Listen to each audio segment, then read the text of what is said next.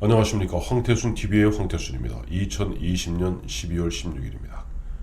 오늘 아침 새벽 4시에 드디어 윤석열 징계위원회는 마라톤 회의 끝에 윤석열 검찰총장에 대해서 정직 2개월 처분을 의결했습니다.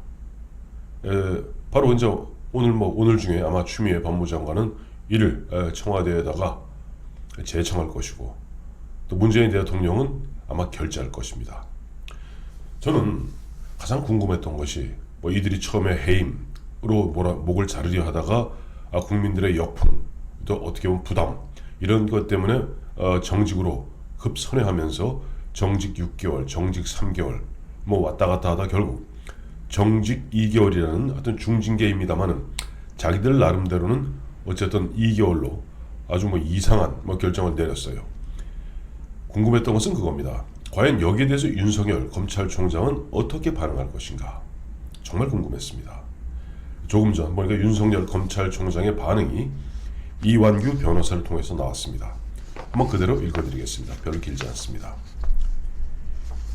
임기제 검찰총장을 내쫓기 위해 위법한 절차와 실체 없는 사유를 내세운 불법 부당한 조치로서 검찰의 중립성, 독립성과 법치주의가 심각하게 훼손되었다. 헌법과 법률에 정해진 절차에 따라 잘못을 바로 잡겠다. 역시 윤석열입니다. 윤석열 검찰총장, 청와대 문재인 대통령을 향해서 전면전을 선포한 것입니다. 아마 지금 문재인 대통령 결재를 앞두고 있습니다마는 오금이 저릴 겁니다. 왜? 윤석열 검찰총장, 세상에 이런 이야기 있죠. 시대가 사람을 만드느냐, 사람이 시대를 만드느냐. 저는 두 가지 다 맞다고 생각하는데, 제가 봤을 때도 윤석열 검찰총장은 정치할 생각도 없었고 정치할 뜻도 없었고, 제가 보기에는 정치할 그렇게 보면 정치에 이런 기성 정치판에 잘 어울리지도 않는 사람입니다. 그러나 시대가, 상황이 윤석열 검찰총장을 자꾸만 정치하는 쪽으로 몰고 가는 것 같습니다.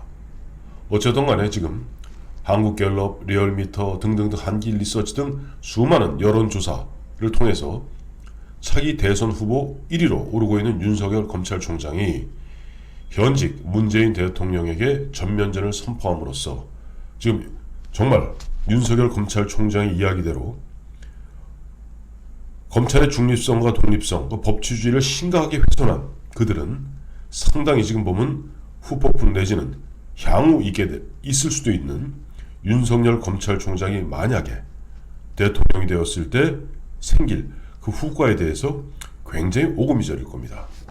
마침 오늘 보니까 새벽 4시까지 짜고 치는 고스톱을 갖다가 4명이서 참 새벽 4시까지 참 고생들 많았습니다.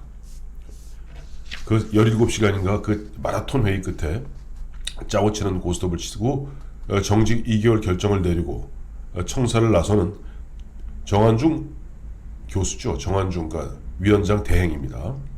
징계위원장 대행은 그런 얘기를 했습니다. 국민의 질책을 달게 받겠다.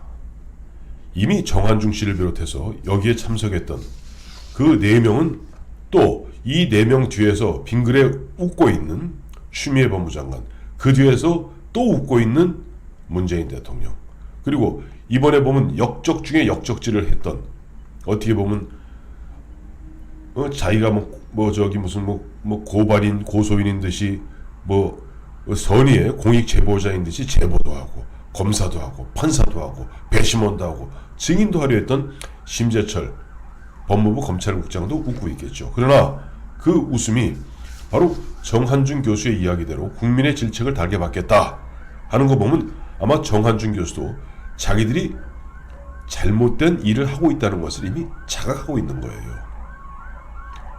만약에 그런 자각이 없다면 굳이 국민의 질책을 달게 받겠다 이야기할 필요가 없겠죠. 근데 한술 더 떠서 오늘 보니까 조국 교수는 또 페이스북에다가 검찰개혁 대전, 큰 싸움, 2차 세계대전 같은 검찰개혁 대전의 후속 시즌이 열리고 있다. 검찰개혁인지 모르겠습니다만 아마 조국 씨나 추미애 씨 그리고 문재인 씨는 윤석열 검찰총장 목을 자르고 검사들을 갖다가 권력의 죽으로 만드는 것이, 권력의 어디 시녀로 만드는 것이 검찰개혁의 본질이라 생각하는지 모르겠습니다만, 윤석열 검찰총장이 생각하는 검찰개혁의 본질은 지난번에 한번 얘기했죠. 대전지검에서 특강을 통해서, 대전지검이 아니군요. 그 당시에는 그 법무연수원 그 특강을 통해서 검찰개혁의 본질에 대해서 얘기했습니다. 뭐냐니까 살아있는 권력을 공정하게 수사함으로써 국민들의 피해를 최소화시키는 것이 검찰개혁의 본질이다 얘기했습니다. 즉 조국 씨나 추미애 씨나 문재인 씨가 생각하는 검찰개혁은 검찰을 갖다가 검찰과 검사를 권력의 앞잡이, 권력의 시녀로 만드는 것이 검찰개혁이라고 생각하고 있고, 윤석열 검찰총장과 또 그리고 저를 비롯한 대다수의 국민들이 생각하는 검찰개혁은 살아있는 권력에도 그야말로 추상같이 공정하게 법을 적용하는 것. 그래서 죄가 있으면 구속하고 죄가 있으면 처벌하는 것이 검찰개혁의 본질이라고 생각합니다.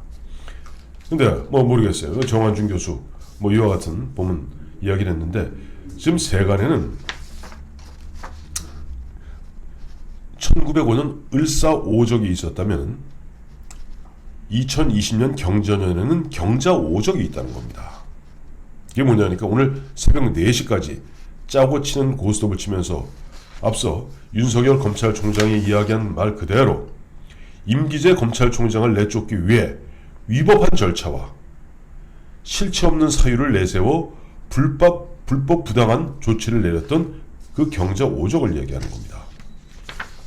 참고로 알아두십시오. 이용구 법무차관, 정한준 교수, 안진 교수, 신성식 대검 반부패 강력부장, 그리고 처음에는 징계위원으로 들어갔으나 보면은 셀프 기피 신청 기각을 해놓고 마지막에 쏙 회피해버린 심재철 법무부 검찰국장, 이들을 갖다가 경자오적이라고 부른다고 합니다. 참 오늘도 그래요. 보니까 참 보면 정한중 씨 좀 안타깝습니다. 왜냐하니까 뭐 이 양반이 보면 윤석열 검찰총장에 대해서 굉장히 비판적이고 그동안 교수하면서 친정부적인 발언을 해왔는데, 이번에 모르겠어요. 뭘 갖다가 담보받았는지 모르겠습니다만은 정말 철전 꼭두각시 노름 잘했습니다. 처음에 뭐 했습니까? 1차 회의 때 갑자기 뜬금없이 끝날 무렵에 윤석열 검찰총장 측에서 요청한 증인 7명 외에 정한준 교수가 직권으로 심재철 국장을 증인으로 신청했습니다. 정말 윤석열 검찰총장 측에서는 불감청 고소원이죠.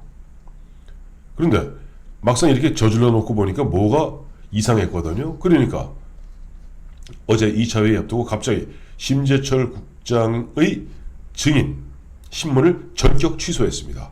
누군가 사인을 보냈겠죠. 야, 너 어디서 그 꺼벙한 짓 하느냐? 야, 꼭두각시야.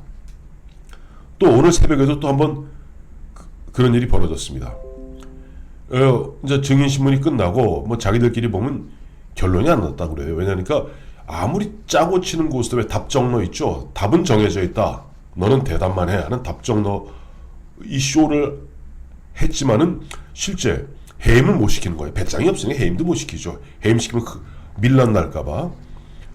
무슨 정직 6개월이냐 정직 3개월이냐 갖고 그 4명 간에 서로 옥신각신 갑론을박이 있었던 것 같습니다.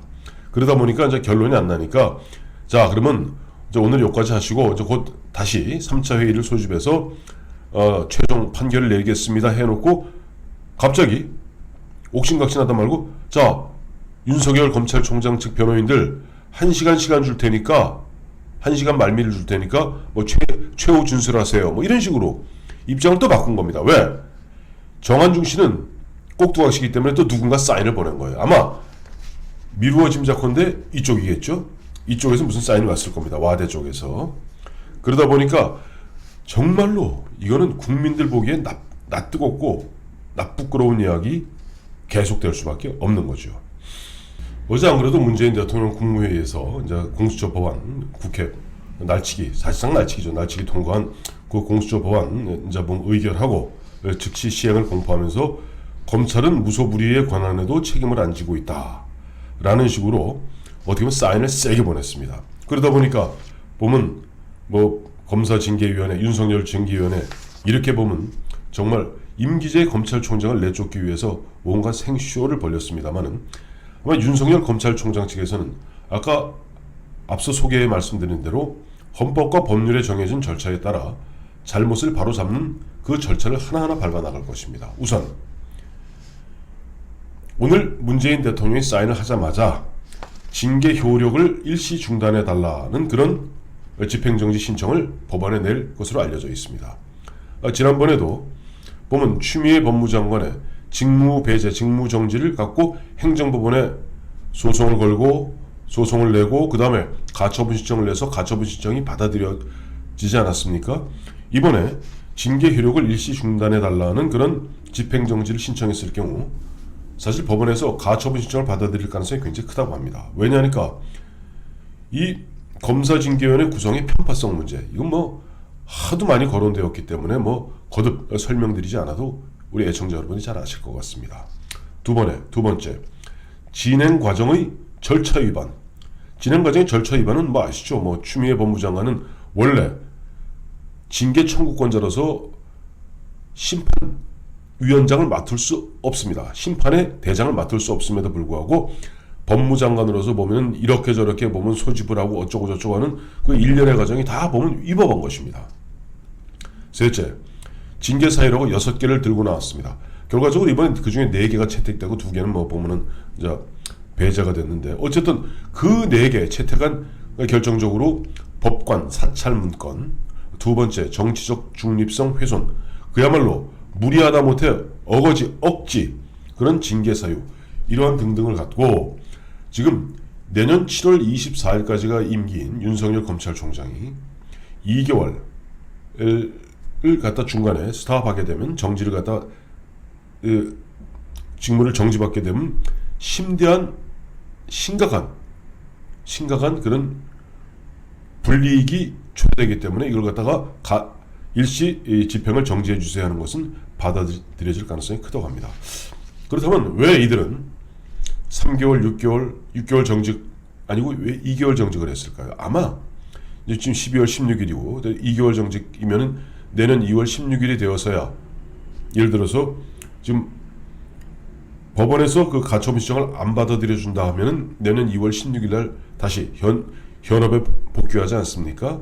그 사이에 보면 이제 검사 인사를 하려고 그러는 거예요. 두 번째, 더 큰 이유는 3개월이나 6개월 정직을 갖다가 또 해임을 의결할 배짱이 이쪽 청와대에는 없는 겁니다. 왜? 앞서 말씀드린 대로 윤석열 검찰총장의 차기 대선 지지율이 1위다 보니까 계속 뒤가 캥기고 오금이 저린 거죠. 자, 참 문재인 대통령 취임사에서 한 번도 경험해보지 못한 나라를 만들겠다 하더니 결국 한 번도 경험해보지 못한 일이 벌어졌군요.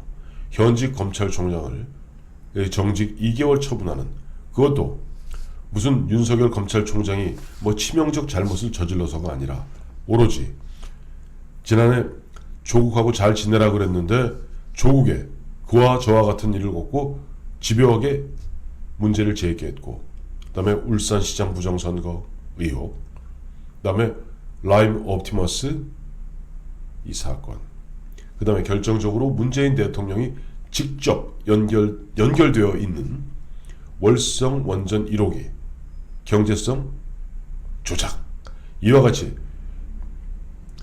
문재인 대통령의 그 아킬레스건을 하나 파고 들어가는 순간 이제 저들은 이성을 잃은 채 해서는 안 될 짓, 건너서는 안 될 강을 건넌 겁니다.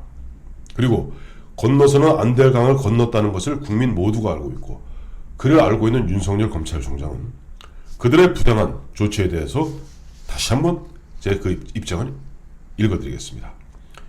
임기제 검찰총장을 내쫓기 위해 위법한 절차와 실체 없는 사유를 내세운 불법 부당한 조치로서 검찰의 중립성, 독립성과 법치주의가 심각하게 훼손되었다. 헌법과 법률에 정해진 절차에 따라 잘못을 바로잡겠다 하고, 문재인 대통령, 당신이 절차적 정당성과 공정성을 얘기했는 바 그거는 다 거짓말이고, 당신이 이와 같이 임기자 검찰총장을 흔들므로써 법치주의를 훼손하고 결과적으로 민주주의를 공격하는 거기에 내가 결연히 맞서겠다는 전면전을 선포한 것이다 봐야 될 겁니다.